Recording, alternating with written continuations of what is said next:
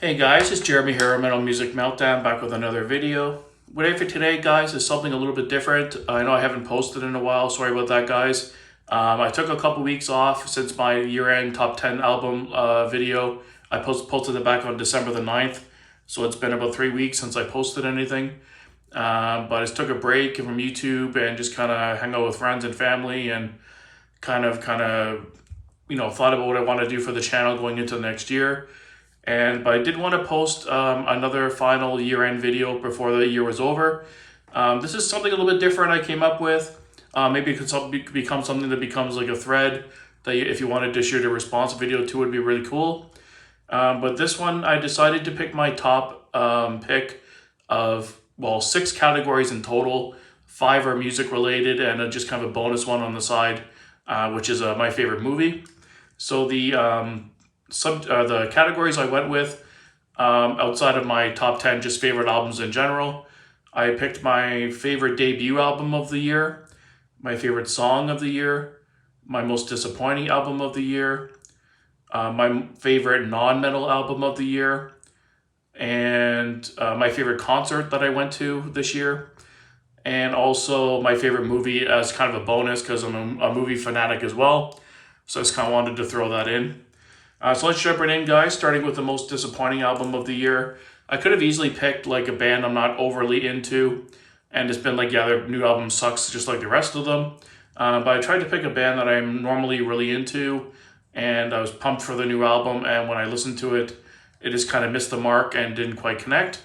And for that, I went with the new Eval, The Unknown, released back in July 14th through Napalm.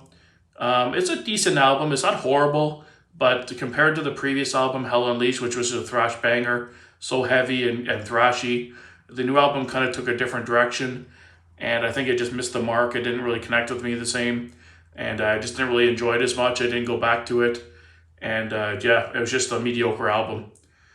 And for my favorite debut album, I went with the band Bloodstar. Really good band, traditional heavy metal band out of Salt Lake City, Utah.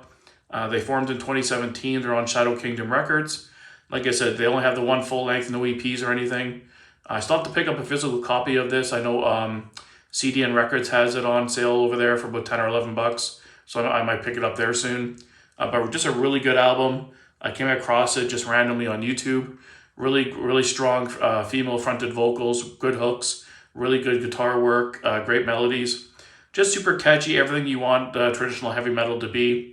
And I just really love this band. Really caught my attention, and it was on high rotation for me since I heard it. And for my favorite song, this is kind of a tricky one because when I really thought about this, there wasn't really one heavy metal song that really stood out to me that was like, wow, I have to listen to that over and over. There was a couple good singles that came out that I really enjoyed, but when I really thought about it, something so iconic happened this year. The Beatles released, their last song entitled Now and Then. So I had to kind of rank this as my favorite song just because it's such an iconic moment that after decades of 2 of the members are dead, and just the way they had the song came about, how John wrote a lot of it way back in the day, and then obviously he was assassinated, and then, they tried to finish up the song in the 90s, and then Harrison kind of added some guitar work in it in the 90s, so they recorded some stuff with him then. And then obviously George passed away. And then with technology as good as it is now with AI and just technology recording in general, they were able to add Ringo and Paul McCartney's parts and do vocal harmonies and etc. Came out as a really nice song. It's more on the softer side, but it's a beautiful song.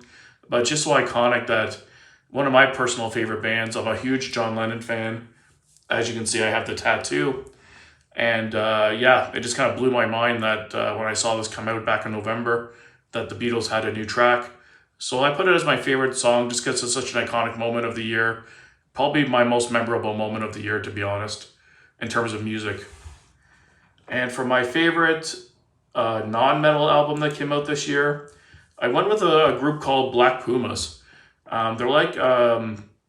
This is their second studio album. They're like a psychedelic soul kind of band. They bring back that 70s soul kind of vibe. Just a really fun listen to, just a vibe when you want to change it up from aggressive, metal. Definitely check these guys out. Really good vocals. The only way to describe it is it's a vibe. It's just really fun to listen to, and just put you in a good mood. And it's kind of smooth, and it's got some rock elements in it too. It's got some guitar parts, but it's primarily like psychedelic, old school soul. And I just love it. Really good album. I've been listening to it a lot. And for my favorite concert I attended this year, unfortunately, I didn't really get to attend a lot of concerts in 2023. I didn't have really the funds to go to a lot of shows. I checked out a lot of local shows, like at my local pubs and bars and stuff. Smaller bands putting on shows for like $20, $25 or whatever. But my favorite show is probably the Mega Monsters tour I saw back in August at the amphitheater. It was Mastodon, Gojira, and Lorna Shore. Huge fan of Gojira and Mastodon, two of my favorite bands of all time. So when I heard they were putting on a show together, co-headlining, I had to check it out. I really liked Lorna Shore's first EP they put out with a new singer. But I'm not a huge deathcore fan, but I like some of their songs. They're really good live. His vocals sound incredible live as well. Mastodon sounded amazing, but I find Mastodon's one of those bands where they just kind of, performance-wise, are kind of flat. They kind of do their thing, play the songs, play the list, and then get out of there. Stage presence is always kind of a little flat, I find, with Mastodon. They always sound incredible. They play their instruments super tight, but it's just their performance is always a little bit lacking. But Gojira was the highlight for me for the show. They always put on a killer show, played all the songs I wanted to hear, and just a killer band, always put out a good show.